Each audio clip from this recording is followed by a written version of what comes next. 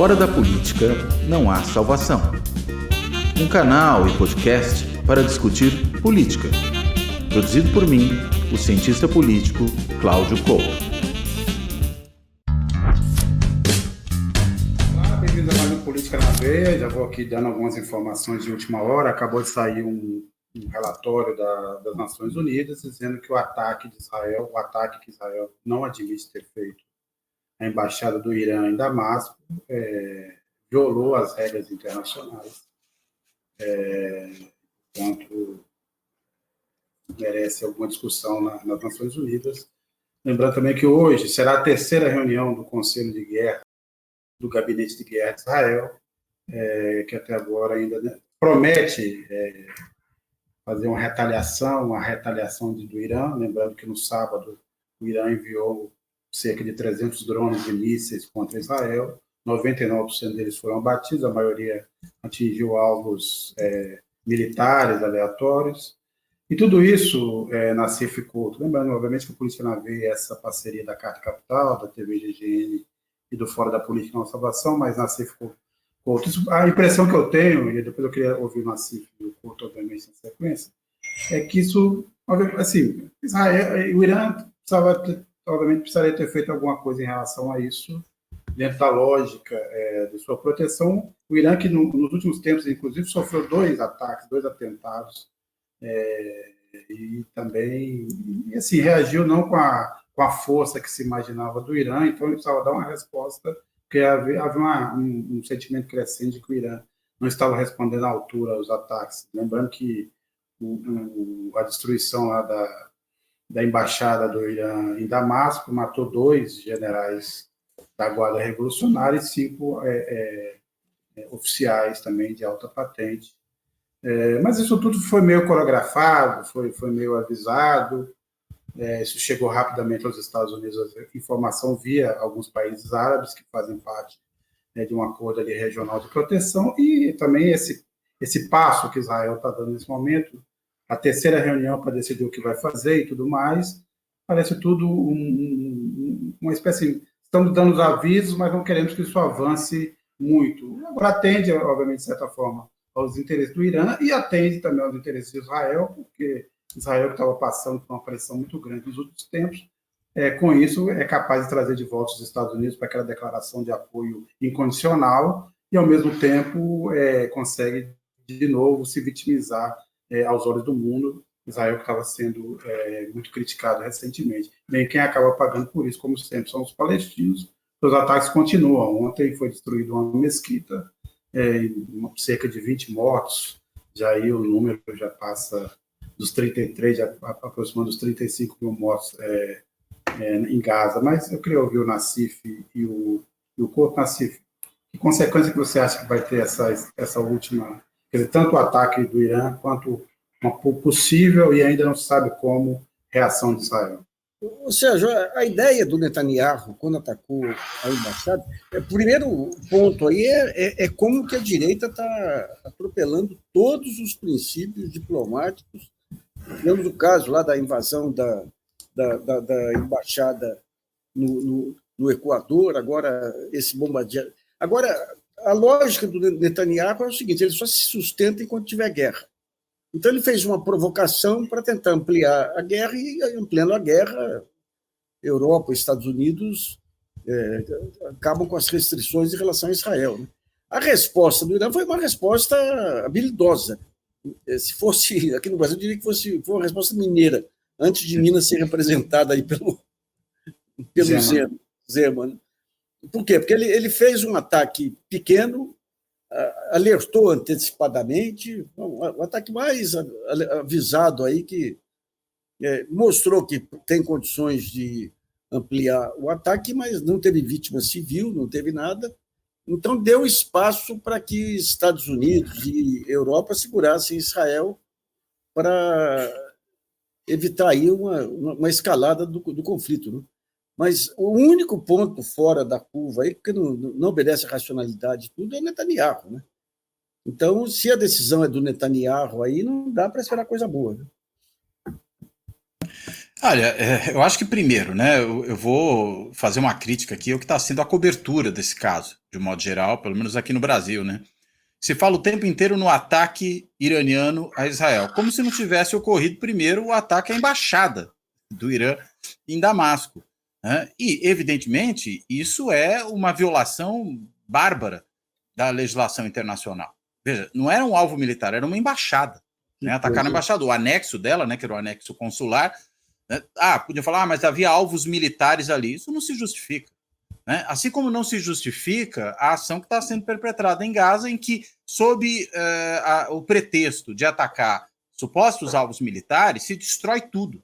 Se destrói toda a infraestrutura de Gaza, se destroem residências, se matam pessoas a rodo, tudo que se move ali mata. Acabaram matando até reféns israelenses nessa brincadeira. Né? Porque estavam ali acenando, pedindo socorro para as forças de Israel, viram alguém se mexendo, meteram bala. Porque era isso que estavam fazendo em todos. Isso porque os caras estavam com bandeira branca. Aí depois descobriram que eram reféns israelenses.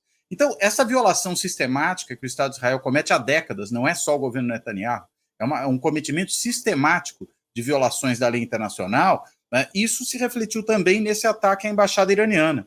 E quanto a isso, não vai nenhuma discussão de juízo sobre, será que o regime dos ayatolás é ruim ou bom? É péssimo, mas não é esse o ponto. O ponto é outro. O ponto é você não bombardeia uma embaixada de um país. Assim como você não invade, como se fez no Equador, a embaixada de um país que está dando asilo diplomático a um nacional ali. Né? Aliás, não se invade sob qualquer pretexto, quanto mais para um caso de concessão de asilo. Então, veja, a gente está vendo aí, acho que o Nassif chamou bem a atenção, uma violação sistemática da legislação internacional. E até causou espécie, né, que Israel, que também de forma sistemática, há décadas, né, viola todo tipo de recomendação, todo tipo de determinação do Conselho de Segurança da ONU, né, e de outras instâncias das Nações Unidas, tem agora resolvido apelar ao Conselho de Segurança da ONU. É risível. Né? A gente viu há algumas semanas, finalmente se conseguiu aprovar ali um pedido de cessar-fogo. Israel deu uma banana para o Conselho de Segurança. Falou que não ia cessar fogo coisa nenhuma. Aí faz a agressão ao Irã, bombardeando a sua embaixada em Damasco. Tem uma resposta que foi uma resposta muito mais para sinalizar do que para produzir qualquer efeito, porque o tempo todo de preparação, sabendo-se de qual é toda a mecânica ali de proteção que Israel tem para ataques aéreos, o tipo de arma utilizada, eram drones lentos, mísseis lentos, ou seja, 99% foi abatido. Se avisar os Estados Unidos, né, acho que a palavra que o Nassif também usou e que tem sido muito repetida, coreografado esse ataque, tudo isso fez com que ele tivesse muito mais um caráter simbólico, né, de não deixar a coisa passar em branco, do que um caráter militar efetivo. Vamos, né, reconhecer isso. Diferentemente do que aconteceu no bombardeio à embaixada em Damasco, que eu diria que mais do que um ataque militar, é um ato terrorista. Porque quando você ataca uma embaixada, isso não é uma operação militar. Isso é um ataque terrorista. É de outra coisa que se trata, terrorismo de Estado. Então, me parece que o que o Irã está fazendo é muito mais um contra-ataque do que um ataque. E há uma imensa hipocrisia da mídia no Brasil, mesmo fora dele, quanto a isso. Embora, é bom lembrar que houve aí esses dias uma entrevista com o James Cameron, que é o chanceler britânico nesse momento, e que foi questionado, né? Bem, se fosse uma embaixada britânica bombardeada por algum outro país, como é que a gente agiria? E o homem se atrapalhou todo para responder, que tentava justificar a ação israelense, tentava simplesmente condenar a ação iraniana. Porque é isso, né? Colírio, pimenta nos olhos dos outros é colírio. E aí, o que acaba acontecendo é isso, é uma hipocrisia, se olha só para um lado, se defende do lado, como se o outro lado fosse santo. E não é, fosse mera vítima. E não é. Na verdade, é um perpetrador sistemático, reiterado, de crimes que violam a legislação internacional, violam a legislação de guerra, violam a legislação de direitos humanos, violam a legislação de todo tipo de assunto que tem a ver com as relações entre países. Então, é um Estado delinquente, o Estado de Israel. E é agora, por isso que houve essa reação iraniana. É interessante como que a ultradireita está atuando agora para desmoralizar todo o aparato legal internacional. Sim. Israel indo lá no Conselho de Segurança, o Eduardo Bolsonaro indo no Congresso, depois querendo ir lá na Europa, o Elon Musk vindo com a história de querer jogar foco aí em cima do Alexandre de Moraes. E daí entra um ponto que eu acho que é central aí, Sérgio, que é o seguinte: com essa decisão do Conselho Nacional de Justiça, a Associação Nacional dos Juízes Federais do Paraná vai decretar greve. Isso é inadmissível, gente. Greve de juízes. Por quê? Porque o presidente da associação faz carreira no TRF4, depende lá dos desembargadores para fazer carreira. Ou seja, um sujeito desse tem que ser punido e demitido a bem do serviço público. Porque senão você cria toda essa zorra que a ultradireita quer criar internacionalmente, de desmoralizar todos os centros de mediação.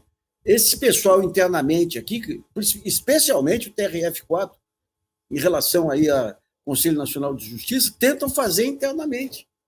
Então, mas o azar que quem está presidindo o CNJ é o Luiz Roberto Barroso, né? Então, a chance disso aí não acontecer nada, porque ele já está querendo adiar essa sessão de hoje da Gabriela Rassi do Moro, né? Temos aí os homens e suas circunstâncias, e o homem e a circunstância, o homem não está à altura da circunstância no caso do CNJ.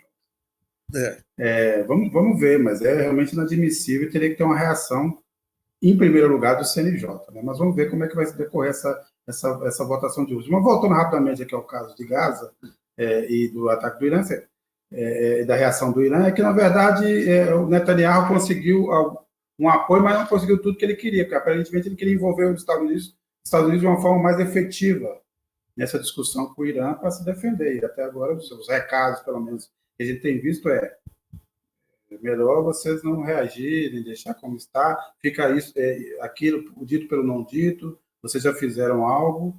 Agora, vamos ver, porque a situação interna vai piorando. Obviamente, a situação do Netanyahu piora porque ele não libera os reféns, hein? Não é porque a grande parte da sociedade, ou 80% da sociedade israelense, apoia o que está se passando em Gaza. O que os irrita, na verdade, segundo pesquisas recentes e variadas, o que os irrita, na verdade, é o fato de que Netanyahu, que prometeu liberar os reféns, não faz isso, e a essa altura parece que as Forças Armadas israelenses não têm nenhum interesse e já dão os reféns como parte assim, esquecida.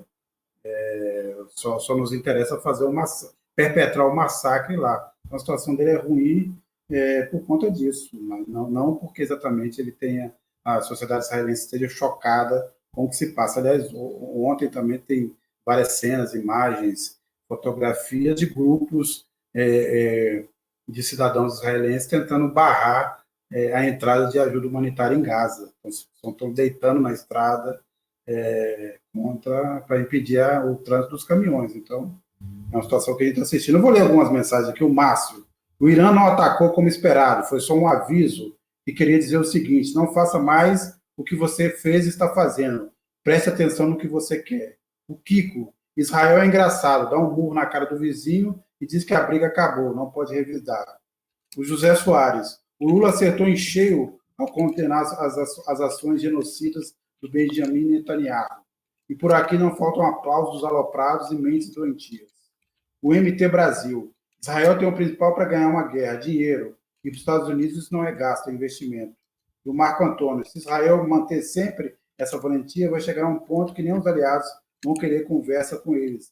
Vão terminar sozinhos. Agora, o Netanyahu, Couto e Nassif, também joga com o seguinte: na verdade, para ele seria até melhor o Trump ganhar. Ele continua pressionando o Biden, que vai ficando uma situação cada vez mais complicada. Nós já estamos em abril, né, já meados de abril, a eleição é em novembro, e o Biden continua com esse pepino no colo. Ele, de certa forma, se livrou um pouco do pepino da Ucrânia, mas continua com esse caso no colo. E as consequências para ele, a gente tem visto nas pesquisas, não são das melhores. Agora, porque tem uma parte do eleitorado americano que não é nem aquele eleitorado flutuante, né? Eu estava vendo outro dia um comentário, e parece que tem muito pessoal da Ásia também lá nos Estados Unidos aí, que formam uma minoria expressiva, digamos, de eleitores, né? E essa posição do Biden em relação ao Netanyahu aí acaba afastando ele. Nossa, mas olha, o mundo, vou te falar, viu? E quando você pega o outro candidato lá, além de ser um maluco aí, pode ser condenado à prisão hoje ou amanhã. Deus me livre, porque o que é a desconstrução do sistema de informação e a falta de um papel mediador da mídia convencional fez com o mundo. Né? Está vendo hoje aí, agora o New York Times proibindo o uso da palavra palestino, terminologias que possam criar solidariedade com o povo palestino. Né? Ou seja, teve uma... É que nem nos anos 20. Eu tenho desde os anos 90 que eu tenho por mania acompanhar 100 anos atrás. Né? Impressionante como o ciclo se renova. Né? Então, você tem um ciclo de liberalismo absoluto, livre fluxo de capitais para todo lado, que provoca uma baita concentração de renda, que provoca uma falta de fé no Estado. Daí você tem, simultaneamente, a ascensão de uma outra potência, outras potências aí. Daí você tem um questionamento do modelo democrático, que acaba gerando o comunismo e o integralismo lá, e depois se resolve com uma guerra mundial. Só que agora uma guerra mundial destrói o planeta. Como é que fica, né? Mas você tem todo o processo, e tudo isso vem com a desestruturação das informações dos anos 20, com o aparecimento do rádio, acabando com aquele poder que tinha a mídia escrita lá em definir políticas públicas. Né? Então, aqui no Brasil mesmo, os anos 20 foram anos de extrema agitação, e anos muito interessantes também, que trouxe a cultura popular para dentro de casa e tudo, mas, digamos, a desmoralização da República Velha veio através, especialmente aqui, da mudança do sistema de informação. Agora, quando você tem sistemas de informação globais, aliás, antes disso, né, as redes de televisão já definiam um pacto global aí, à medida em que tinha as agências de imagens, as próprias agências de jornais, mas agora com as redes sociais e tudo, é um caos absoluto. Né? E esse caos parte desse princípio de mudança dos padrões de controle que você tinha no mundo não digital. Né? E esses padrões de controle são, muitos deles, princípios civilizatórios. Né? Então, é uma loucura. E daí pegam apenas os selvagens de periferia, como pegam os deslumbrados de salão, como o Luiz Roberto Barroso. Né? Mas, Nassif, lembrando, estamos falando do New York Times, né? Que, obviamente, é uma família judaica, mas sempre teve um princípio. Né? O New York Times nunca, em nenhum momento no passado, que eu me lembre, cedeu a uma pressão como cedeu nesse episódio. Lembrar que Israel expulsou Al Jazeera e que tem colunistas na Europa e nos Estados Unidos sendo proibidos de escrever porque fazem críticas a Israel. Estamos nesse ponto. Não é só o Brasil, né? Essa limpeza, que foi muito comum no Brasil, Nassif, você sabe muito bem, nas últimas décadas, também está se proliferando pelo mundo. Mas só um comentário, né? Nesse memorando aí do New York Times que vazou, eles falam para os jornalistas do periódico ali evitarem as palavras genocídio, limpeza étnica, território ocupado e campo de refugiados, além de evitar a palavra Palestina, exceto em casos muito raros.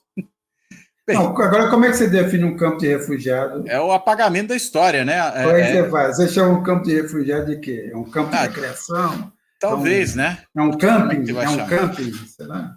É realmente vergonhoso isso, né? Porque na verdade, uma coisa quase orwelliana, né? De você reinventar a história, né? Não, mas lembrando isso, quer dizer, a Al Jazeera acabou de ser expulsa. Já teve vários ataques a jornalistas da Al Jazeera, agora foi classificar a Al Jazeera como um núcleo terrorista. Para Israel é o que virou. Parece as coisas que o Orbán faz na Hungria com órgãos de imprensa também que são antipáticos, né? Aliás, saiu uma notícia que tem a Euronews aqui, que é uma rede europeia, que descobriu que ela foi comprada por um empresário português financiada pelo Orbán. Deu o que vem pela frente. Mas, ao mesmo tempo, você tem uma restrição aqui às redes sociais, porque você tem a eleição em junho para o Parlamento Europeu, eles estão muito preocupados aqui com essa ascensão da extrema-direita, que pode sair de 80, para cerca de 80 para quase 130 deputados no Parlamento Europeu. E aí a coisa só vai piorando. Mas a gente estava falando, Couto, o que você acha como é que o Biden vai sair dessa? Que sai?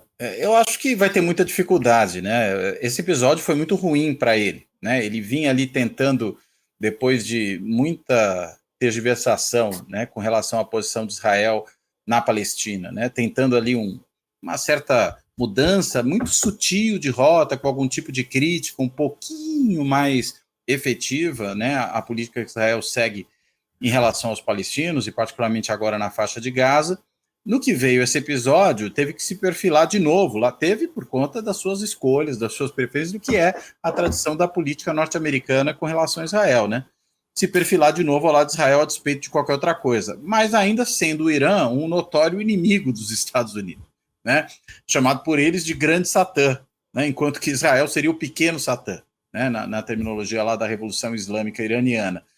E aí, claro, né? Se é ainda por cima envolvendo o Irã, aí que eles iam mesmo se perfilar ao lado de Israel. Só que isso atrapalha aquele outro movimento que ele vinha fazendo, que é de ter uma postura um pouco mais crítica a essa política que Israel vem perseguindo. Né? Claro, deu ali uma advertência, falou que era melhor deixar tudo por isso mesmo, para evitar escalar, mas falou que estará ao lado de Israel, haja o que houver. Ou seja, se por acaso o Netanyahu resolver engrossar para cima do Irã e entrar numa aventura militar contra o Irã, o que ele acabou dizendo é que os Estados Unidos estarão ao lado dele. Precisa ver até que ponto isso vai, né? Porque, afinal de contas, não seria, muito provavelmente, uma medida popular, seja entre aqueles que têm sido muito críticos nos Estados Unidos a essa política de limpeza étnica, genocida que Israel vem promovendo em Gaza, seja, e na Palestina toda, né? Não é só em Gaza, né? Seja para aqueles que simplesmente não querem ver soldados americanos se envolvendo em conflitos no outro lado do mundo. Né? Haja visto o que aconteceu no Afeganistão, né? E o Biden começa o seu governo com aquela confusa saída, né, das forças americanas do Afeganistão, uma medida que já tinha, na realidade, sido decidida no governo Trump, mas que é implementada só no governo Biden, gera um imenso desgaste para o governo Biden pela atrapalhada que foi aquele negócio, e está todo mundo ali, enfim, falando, não, chega, não queremos nos envolver em conflito. Se ele entra nesse conflito, ele, de certa forma, eu diria, joga a pá de cal sobre a sua candidatura. Justamente agora, quando algumas pesquisas vêm apontando um certo crescimento eleitoral do Biden. Quando ele estava ali conseguindo ganhar em algumas pesquisas, mesmo em agregador de pesquisas, né, que traz uma certa vantagem em relação ao Trump, pelo menos em termos numéricos gerais, e é importante dizer isso porque a gente sabe que o sistema eleitoral presidencial americano é muito complicado. Tem aquela história de você ganhar em colégios eleitorais estaduais, mesmo perdendo no voto popular, e isso garantia a sua vitória eleitoral. Trump foi eleito assim, né? Bush, filho, foi eleito assim lá na primeira eleição. Ou seja, você tem aí situações que podem ser muito problemáticas, mesmo com essa vantagem. Agora, no meio desse processo, acontece um episódio desse, o Biden fica todo atrapalhado mesmo. Acho que é certamente uma péssima notícia para ele isso que está acontecendo.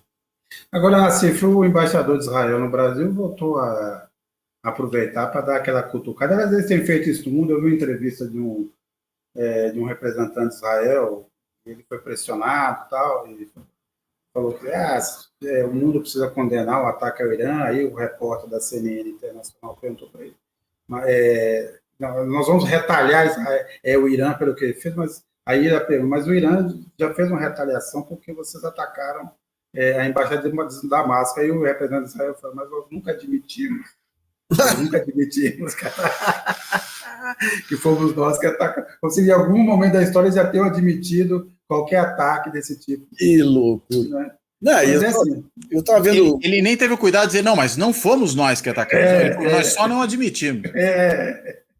Não, e o Lotenberg... da mesma série de fumo, mas não trago.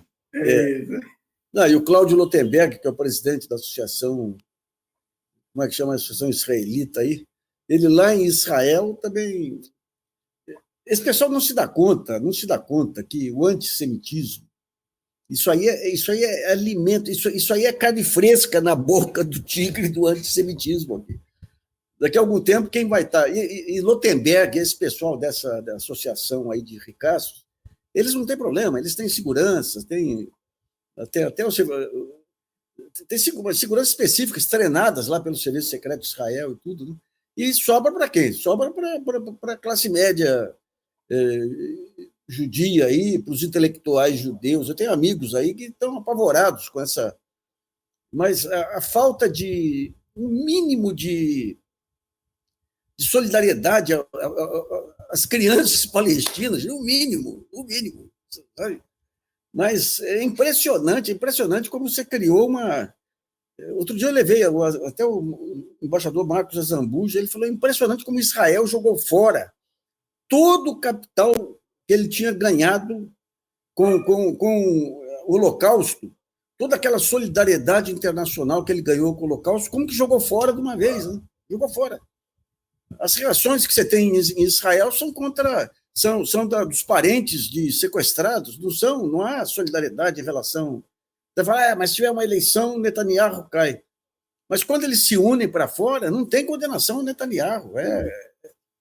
E também as opções lá são quais? Você pensar o gabinete de guerra tem três integrantes, né? O Netanyahu, o Galante, que é o ministro da Defesa, e o que foi primeiro-ministro, agora me escapou o nome, foi o primeiro-ministro, caiu e voltou é o principal líder da oposição, que é um cara de direita também, talvez não tão extremista como o Netanyahu, mas certamente me escapou o nome dele agora. Cacá, você me lembra aí? Bem, o Carlos Almeida, cara, falando em política externa, que fim levou a história do Elon Musk? O Elon Musk, eu tinha sido convidado para participar de um debate na Câmara Federal sobre o Elon Musk. Daí ontem me ligou lá o parlamentar para dizer que o presidente da comissão lá convidou o Glenn Greenwald lá, mas vetou meu nome lá. Eu falei, mas isso é para pôr no currículo, viu? E ele voltou atrás. O Twitter hoje deu uma nota dizendo que vai acatar todas as decisões da Suprema Corte brasileira, como faz em outros países, assim, assado. Ele criou um fato político que coincidiu com a ida do Eduardo Bolsonaro e daquele grupo de ultradireitistas com ele aí para tentar ir na Câmara, lá nos Estados Unidos, para denunciar o autoritarismo aqui. Você tem os jornalões alinhados com essa linha maluca da ultradireita aí, eles não se deram conta, com todos os abusos que podem estar sendo cometidos, eles não se deram conta que continua em marcha uma conspiração da ultradireita, que se vier, esses jornais vão ser os primeiros a serem decepados aí, né? Mas a incapacidade que tem o país e a mídia de pensar causa e consequência é impressionante. Quando surge a consequência, como é que aconteceu isso? Mas aconteceu porque está 2 anos sendo preparado, você não falou nada. É difícil, viu? Não sei se foi Tom Jobim ou Nelson Rodrigues, né, que o subdesenvolvimento é uma construção de séculos, né? Pois bem, é isso. Hoje o Twitter soltou essa nota dizendo que vai cumprir a regra e tal. Lembrando, assim, que ele recebeu o Milei também, que acaba também de anunciar que vai demitir 10% da força de trabalho da Tesla. Ele, na hora de trabalhar, funciona assim, não dá muito certo, né?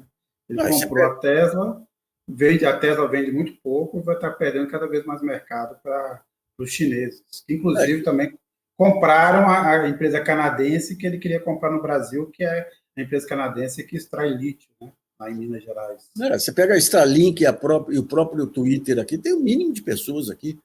Tem um advogado e vendedor. Eu conversava outro dia com um grande anunciante do Twitter que pulou fora. Porque a tecnologia é anacrônica, eles tentaram estabelecer um negócio de atendimento ao usuário pelo Twitter, tudo. Daí começaram a aumentar preços sem ter noção de mercado, né? Então está pulando fora. E com esse enfrentamento aí do Supremo, vão perder um monte de patrocinador também, né? Inclusive o CEO do Twitter, que é um cara bem jovem, né, que já passou por outras empresas de tecnologia aqui no Brasil, pediu demissão, né, vendo que na realidade ia se meter uma enrascada por causa das maluquices do Musk, e tá tendo uma onda, né, nesses dias de adesão a uma rede alternativa que na verdade é criada pelo antigo criador do Twitter, que é igualzinho, a Blue Sky. Né? Na verdade, ela é igualzinho o Twitter original, né? Inclusive, certamente deve seguir as políticas e está rolando uma onda grande aí de adesão, muita gente do campo mais progressista e do campo democrático aderindo a essa rede, né? De forma, vamos dizer, ter uma alternativa ao Twitter, né? Poder se livrar do Twitter de vez. E está crescendo aos poucos, né? Você vê aí que, inclusive, lideranças políticas estão entrando ali, algumas do governo, outras não, alguns órgãos de imprensa estão começando a ingressar. Acho que vai ser Mas o interessante. mais importante é que você também está lá, né? Eu? Chegou, Claudio, você chegou lá. Já. Eu entrei, mas eu entrei porque eu vi que o Nassif entrou. Então tá Aí eu vi que o Nassif entrou, eu fui agora atrás dele. Vai explodir. Não, mas é interessante que tá New York Times. Mas é verdade mesmo. Eu vi que o Nassif falou, eu entrei no negócio, no Blue Sky. Eu falei, então acho que eu vou entrar também. Mas você tem aqui New York Times, Financial Times, já conversaram. O Lula veio para cá, veio a Secom para cá. Bem, a CEO dessa Blue Sky deu entrevista dizendo que lá eles não aceitam o discurso de ódio. Né? A ver. Agora, cá para nós, operam da mesma forma. Eu não consigo entender esse Glenn óbvio, qual é a dele. Qual é a dele? Eu acho que é uma coisa de ser naturalmente do contra. Não, uma coisa é você defender o princípio da liberdade de expressão. Outra coisa é você analisar a liberdade de expressão à luz das redes sociais.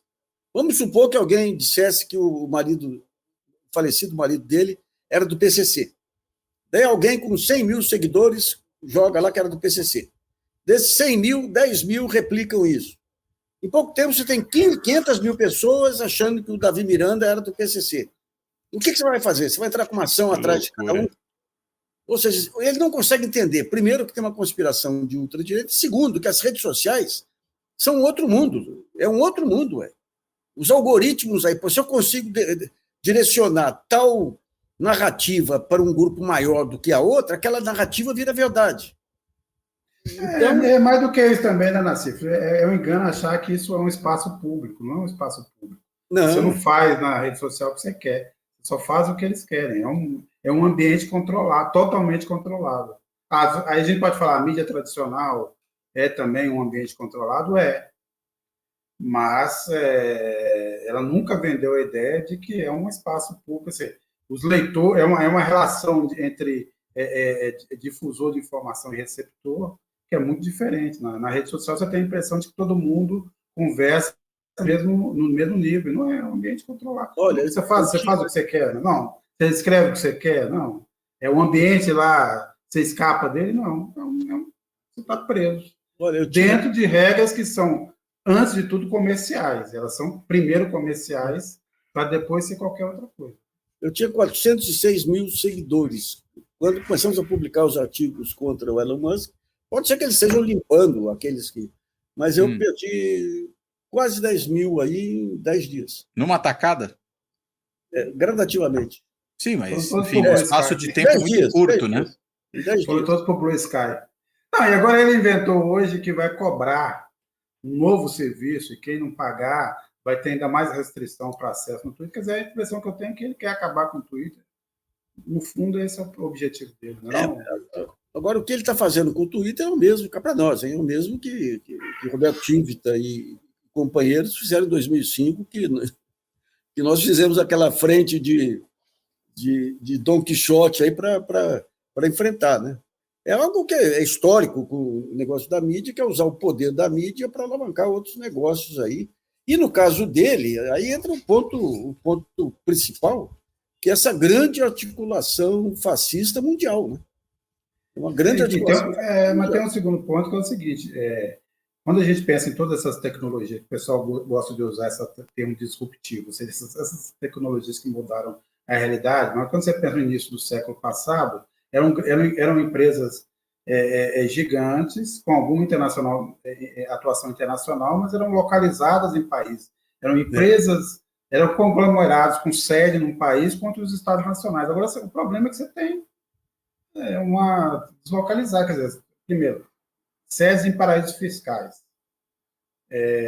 um mecanismo de distribuição de informação que pode estar em qualquer lugar do mundo.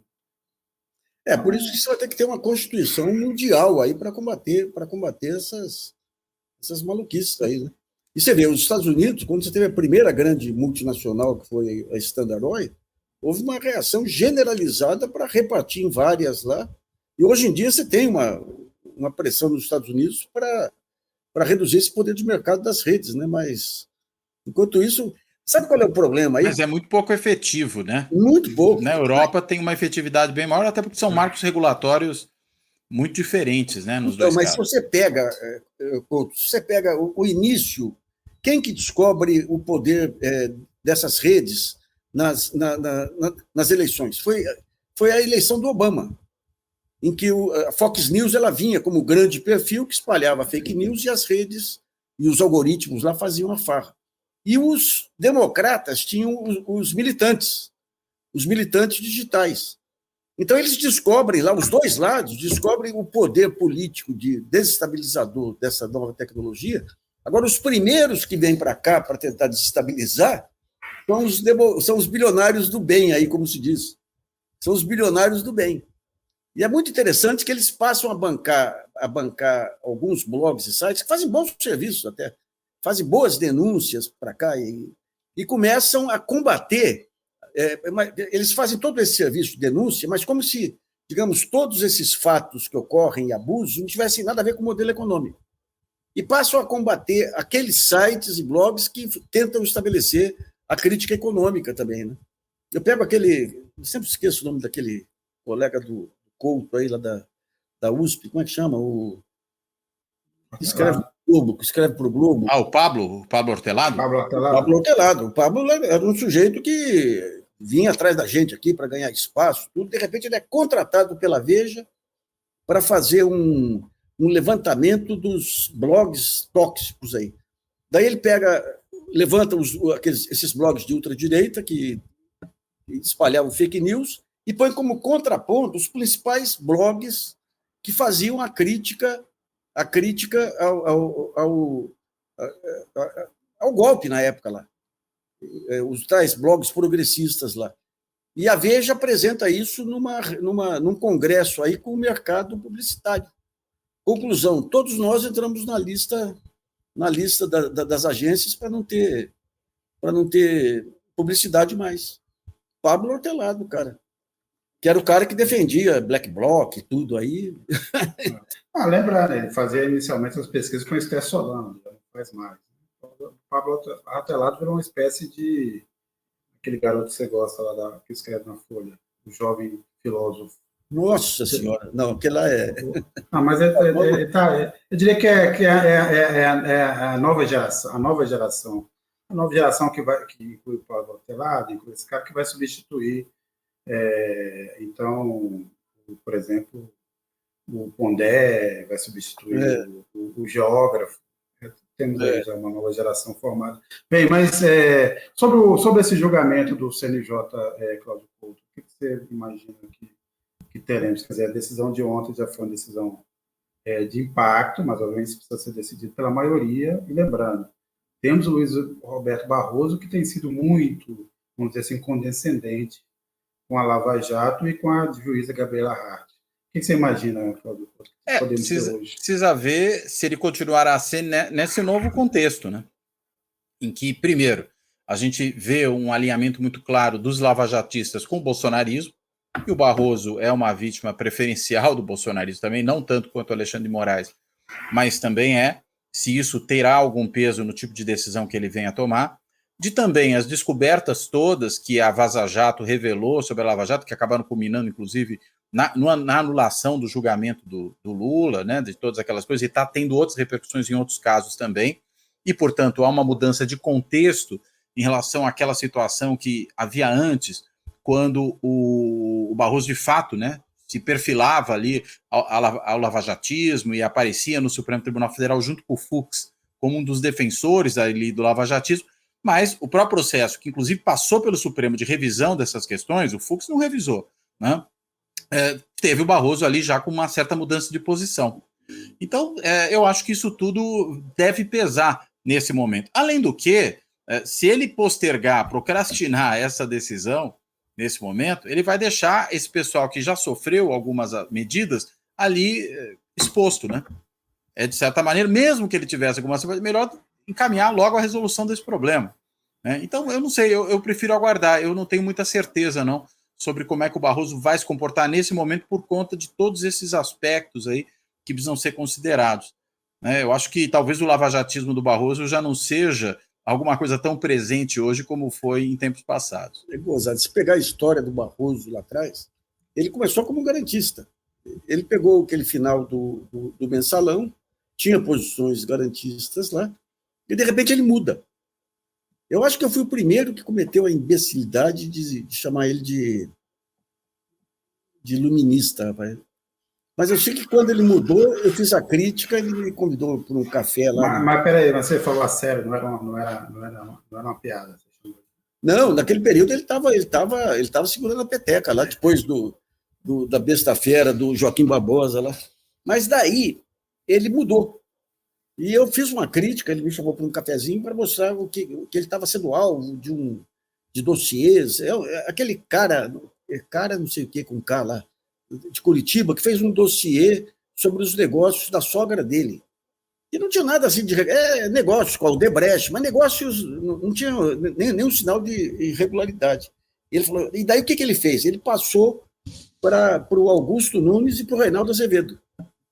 E daí o Reinaldo começou a chamar o Barroso de vagabundo, aqueles. É um negócio interessante isso, que merecia os linguistas depois analisarem, que naquela guerra cultural inicial, a mudança da linguagem, que chocava a gente lá, passou a ter um efeito muito forte, especialmente sobre aquelas pessoas que eram cercadas aí de formalismo, como os ministros do Supremo, que passaram a se expor. A partir dali, o Barroso muda totalmente e daí descobre a Lava Jato e descobre que pode ser popular. Daí ele pega o Flávio Rocha como guru. Mente despudoradamente, diz que 95% das ações trabalhistas do mundo estavam no Brasil. É desmentido e continua dizendo.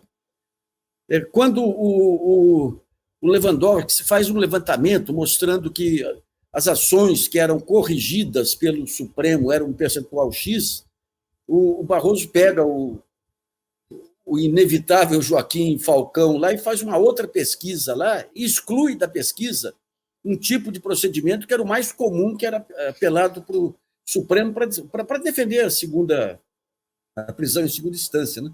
E daí gostou. Você tem aí eu tenho a impressão que a SPUF ainda não expôs aí as conversas todas dele com o Deltan Dallagnol, com outros. Mas tem várias, né? Tem várias. Recentemente nós demos uma dessas conversas que ele orienta o pessoal da Isso. E daí o que acontece? Você tem a tentativa de golpe, o Alexandre de Moraes vai na frente com uma coragem indômita e o Barroso vai atrás recuando.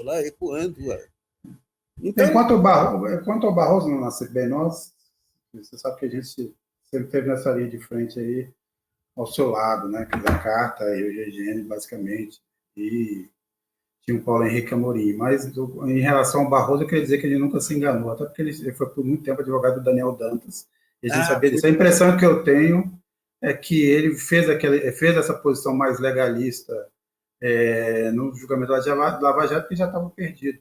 Desculpa, do Mensalão, que já estava perdido quando ele entrou. Então, assim, eu podia fazer esse tipo, porque o voto dele não ia dar em nada. E tem mais também. O escritório dele, até ele virar ministro lá, o escritório oferecia como serviços preparar projetos de lei, ou seja, quem que encomenda projetos de lei é lobista que tem acesso ao Congresso. E o escritório dele era especializado, por exemplo, ele deu um parecer sobre o amianto. O amianto é um problema monumental aí de saúde e tudo aí. Ele deu um parecer milionário a favor do amianto e levou em papel para o Supremo para não ficar registrado lá nos arquivos do Supremo. Né? Então, você teve um outro caso aí, espantoso. Você teve uma juíza lá no Pará, eu não sei se corretamente ou não, aí, não estou nem entrando nesse mérito aí. Ela bloqueou 1 bilhão do Itaú por uma ação judicial que corria aí há 20 anos, ou 30, 25 anos aí, contra o Itaú. O advogado do Itaú era o escritório do Luiz Roberto Barroso. Daí o Luiz Fux, na condição de presidente do CNJ, afastou a juíza. E pelo que a gente consultou na época de juristas, ele jamais poderia, na função dele, ter tomado essa decisão que ele tomou. Afastou a juíza do caso.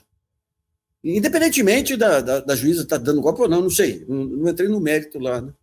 Então, você vê, é por isso que o Gilmar lá, quando eles chamam o Gilmar lá, coisa ruim e tudo, o Gilmar fala, e o seu escritório de advocacia?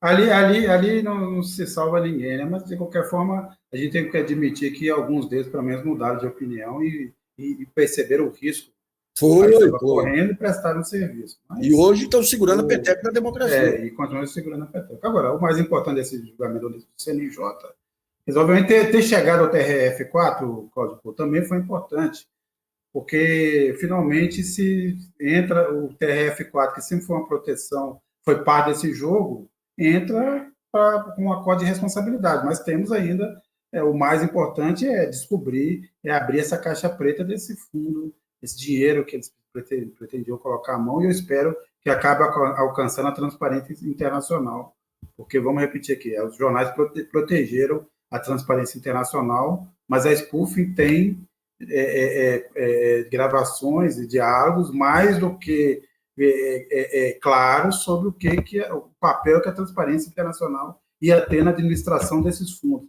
Não era só uma consultoria, ser muito mais do que isso.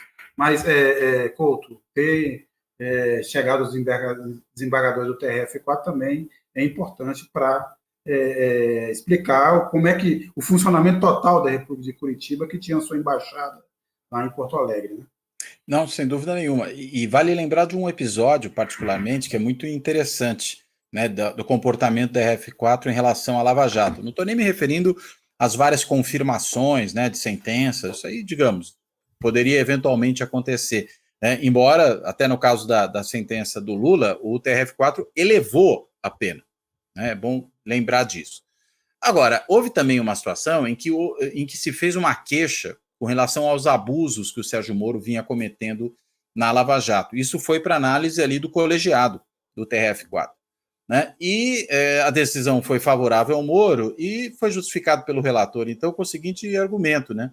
Dizendo, olha, é um caso excepcional, então requer métodos excepcionais. Ou seja, justificando a justiça de exceção, veja, não estava sob ameaça a democracia brasileira, não era nada disso. Mas, enfim, naquela ideia de que se estava saneando o país, varrendo a corrupção, né? A vassoura sempre reaparece nessas horas, né? Valia tudo. Essa justificativa. E veja, um desembargador com o apoio de seus pares defendendo uma ideia como essa. Então o TRF4 foi cúmplice da Lava Jato durante muito tempo. Foi cúmplice por decisões que foi tomando. Não, né? Decisões que referendavam e que protegiam. Como é que é, Nassif? Teve um caso aí mais ou menos similar, foi o seguinte, teve uma dessas operações do Moro aí, para poder pegar o Lula, ele, porque ocorreu no período que a Dilma era presidente lá. O Lula, então, não podia ser acusado de nada. Mas, para poder pegar o Lula, ele jogou o início em 2008 ou 2009. Só que ele não levou em conta que, quando você tem mais de 70 anos, você, de acordo com o prazo do início da denúncia, você pode ser libertado. Então, cai no TRF4 e os 3 desembargadores, os 3, que eram o Lenz e os outros 2, que eu não lembro o nome agora, o Gebran, eles dão a mesma sentença. Eu conversei uma vez com o Flávio Dino. O Flávio Dino veio em São Paulo aqui para uma conversa. Ele, em 10 minutos, ele é um cara brilhante, né? Em 10 minutos ele sintetizou. Ele falou, olha, tem 5 crimes lá. Cada crime tem limites de tanto a tanto de prisão. Então, estatisticamente, seria impossível que os 3 desembargadores dessem a mesma pena. E por que fizeram isso? Porque se houvesse alguma divergência em pena, o Lula poderia apelar. Ou seja, foi escandaloso, gente, escandaloso. Fora o Gebran desfilando com aquela deputada que depois brigou com o Bolsonaro, aí aquela gorda ficou magra, aquela... A Joyce Hasselman. Joyce Hasselman, que foi processada por fake news, né? Vamos lembrar disso. Ela começou a carreira como uma jornalista. E tem a história dos plágios também, né? Ela veio para cá com 8 plágios. Mas agora ela virou influencer. Também aqui. Influencer fitness. É isso. Não, é uma mudança, é uma guinada da carreira impressionante. Sim. Mas, voltando... Meritória, né? Afinal de contas, ela mostrou que ela pode dar conselhos em relação à questão fitness mesmo. Sim. E... Uma loucura esse negócio de lá. Mas essa história do fundo da Petrobras, Nassif, enfiar a mão na cumbuca mesmo, né? Ali está, enfiar a mão no... Você tem um caso aí de um escritório de advocacia, até era respeitado. Lá até foi meu advogado lá atrás, quando o presidente da OAB me processou nos anos 90 lá, que ele foi contratado pela Petrobras por um valor milionário, não fez nada. A única coisa que ele fez foi garantir o acordo com os Estados Unidos que devolvia metade aí para a Fundação Dallagnol. Agora, o Cortades fazer um comentário sobre esse atual presidente da OAB, que deu uma entrevista, ele ficou irritado com uma decisão, não tanto quanto esdrúxula do Alexandre de Moraes, de não permitir a sustentação oral no julgamento, mas ele emendou nessa entrevista e veio com a bela frase: é preciso deixar o Brasil seguir em frente. Mais ou menos a ideia de que é preciso virar a página, né? Quer dizer, de novo, você vira a página, você tem o Bolsonaro desse tamanho lá. Eu acho que, enfim, existem excessos que vêm sendo cometidos pelo Moraes. Acho que a gente também precisa ter o cuidado com isso. Evidentemente, há uma importância fundamental da atuação dele, do Supremo como um todo, mas dele em particular, nessa contenção do autoritarismo bolsonaresco, da tentativa de golpe de Estado, dos ataques à democracia. Acho que tem um monte de coisa que era indispensável que se fizesse, se fez e ainda se está fazendo. Mas, de vez em quando, tem se cometido alguns exageros. Eu lembraria o caso daquele cidadão lá que morreu dentro da Papuda porque ele foi negado o direito de ter uma prisão domiciliar, já que ele sofria de problemas sérios de saúde. É um exemplo disso. Essa posição draconiana naquele tipo de caso. E em outras situações, isso teria provavelmente corrido de forma diferente. Você tinha lá condições de avaliar medicamente, clinicamente essa pessoa para que ela tivesse outro tipo de tratamento. Assim como algum tipo de condução, às vezes, menos transparente do que deveria ser de certos casos, e o segredo de justiça e mesmo a necessidade do sigilo da investigação não justificam todo tipo de intransparência.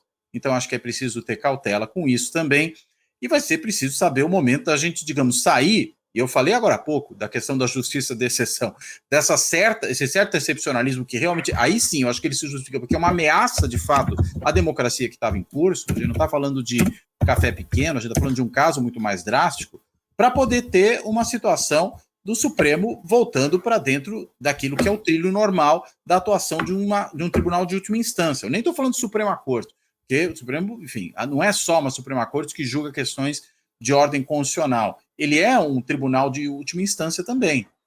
E excessos têm sido cometidos.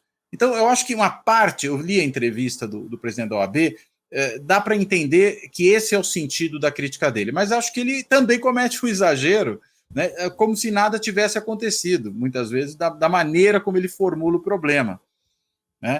E nesse caso particular, em que se negou a sustentação oral, se realmente, eu não sou um conhecedor do regimento interno do Supremo, mas a alegação do ministro Alexandre de Moraes é que naquele tipo de questão que estava se discutindo ali, não cabia, segundo o regimento, sustentação oral.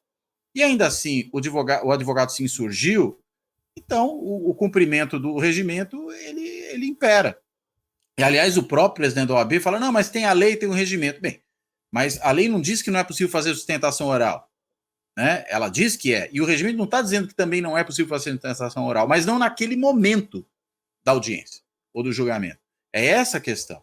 Então, me parece que nesse caso aí também houve muito choro, há um choro corporativista que também não se justifica. Então, é preciso não jogar fora a criança com a água do banho, Não é porque há alguns excessos cometidos pelo próprio Alexandre de Moraes, pelo Supremo, que a gente não deve reconhecer os méritos do que está se fazendo.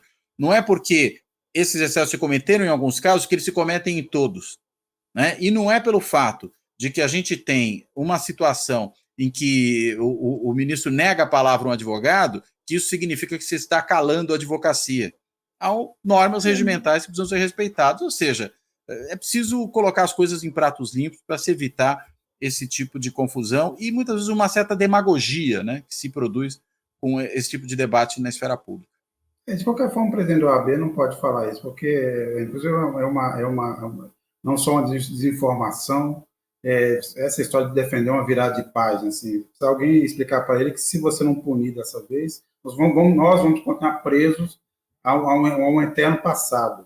Se o Brasil quer virar a página, precisa punir todos os golpistas, os seus financiadores, quem planejou e mesmo aquela centenas de amalucados que resolveu quebrar a Praça dos Três Poderes. As punições nos devidos tamanhos, de acordo com a participação de cada um. A gente teve aí também essa semana quer dizer, continua essa disputa Arthur Lira e governo. O Arthur Lira estava calmo, veio a votação do Chiquinho Brazão, ele queria dominar a votação, o Padilha interferiu, conseguiu um número de votos suficiente para manter a prisão do Brazão, o Arthur Lira não conseguiu agradar, então, a base bolsonarista, e saiu xingando, Padilha é meu desafeto pessoal, é incompetente, aí o Lula disse que o Padilha fica agora por birra. Hoje saiu notícia aí de que tem uma tentativa de colocar panos quentes, mas a gente já discutiu isso alguns pontos aqui. A impressão é que o Lira, na verdade, quando reage dessa forma, na verdade é uma espécie de canto do cisne, é o fim do seu poder. Mas é isso mesmo, Couto e Nassif? Deixa eu só dar uma informaçãozinha rápida. Sim, sim. Nós estamos em segundo lugar no Twitter, perdendo apenas para o Al Jazeera em inglês. Muito bem. Vamos ser banidos de Israel também. Isso é bom ou ruim? Porque é no Twitter, né? É bom, é uma boa audiência. É uma boa audiência. Olha, quer dizer, vamos defender o Elon Musk. Você vê que o Elon Musk defende a nossa liberdade. Pois é, grande paladino da liberdade de expressão, né? O herói, o mito da liberdade de expressão, segundo o nosso mito daqui, né? Mas é bom sempre tomar cuidado, né? Porque mito, a gente sabe, é uma coisa que não existe. Mas então vamos lá. Olha, a gente sabe o que o Lira está procurando, né? O Lira, na realidade, ele é um indivíduo que tem não só uma sede de poder imensa e tem exercido isso na medida dos seus interesses, sempre que pode, mas ele é um grande chantagista dentro do Congresso. É disso que se trata. E qualquer momento em que em qualquer momento em que ele é contrariado, ele resolve produzir um baita estardalhaço. Ele não sabe lidar com o contraditório, não sabe lidar com posições que não sejam aquelas de completa subserviência a ele. E ele ficou mal acostumado com 2 anos de um governo que simplesmente não governava e deixava para o Congresso fazer o que bem entendesse, tanto que o Congresso ocupou um baita de um espaço. Quando você passa a ter um governo, que é o caso de qualquer governo normal, que quer governar, ele não admite que o governo tenha posições diferentes das suas, né? E, sobretudo, se esse governo não lhe permite interferir, por exemplo, na destinação de emendas em áreas onde ele acha que pode lucrar alguma coisa, né? Como, por exemplo, na área da saúde. E é daí que vem o pomo da discórdia, né? Então, ele resolveu eleger quem coloca algum tipo de contenção a essa sua sede de poder e de controle de recursos públicos, dirigir a ele o seu ataque. Eu estou me referindo aqui ao ministro Padilha, né, que, claro, nessa mediação institucional que ele faz, ele não está fazendo só para atender as demandas do Congresso, mas também para fazer o meio do campo, às vezes para dizer o seguinte: olha, tem coisa que não dá para atender. E é por isso que o Lira se revolta contra ele e o ataca dessa forma, né? E, nesse caso, o Lira embarcou numa barca furada, né, resolveu bancar a ideia de que seria interessante, do ponto de vista do seu reforço junto à maioria não, ao grupo de extrema-direita que havia na Câmara, se compor com ele, dando de bandeja essa liberação do Brazão.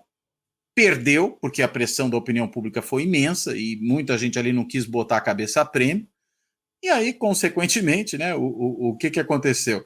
Ao sofrer essa derrota, sentiu o baque e resolveu encontrar um culpado para a derrota que ele próprio sofreu pelo seu erro de cálculo. E aí resolveu jogar isso no colo do governo. Agora, cá para nós, todo fim de mandato, o Rodrigo Maia também deu umas despiruadas na época lá. Mas perto do Lira, o Rodrigo Maia é um lorde, né? A coisa não se compara, né? O Rodrigo Maia ainda conseguiu manter uma certa compostura. Agora, o Lira é impressionante, né? Ainda bem que ele separou da mulher, senão ia lá, né, chegar em casa e ia descontar na mulher. Né? Segundo ela, ele já fez isso antes, né? Segundo ela. O Rodrigo Maia era um garoto bem cuidado, né? Foi criado leitinho com pera e tal. Tem isso também, né? Tem isso também. Educado, menino educado. Nassif, você quer comentar? Porque chegaram recados aqui que você precisa ter um compromisso. Mas... Eu tenho. A gente tem uma entrevista aí com o embaixador, umas 6 horas de diferença, então tem que gravar agora. Então tá bom, gente. Mas então, Bem, então é isso. Com isso, a gente se despede. Nassif, Couto, até a próxima. Continue acompanhando a Política na Veia. Até lá. Até a próxima, pessoal. Um abraço. Abraço aí.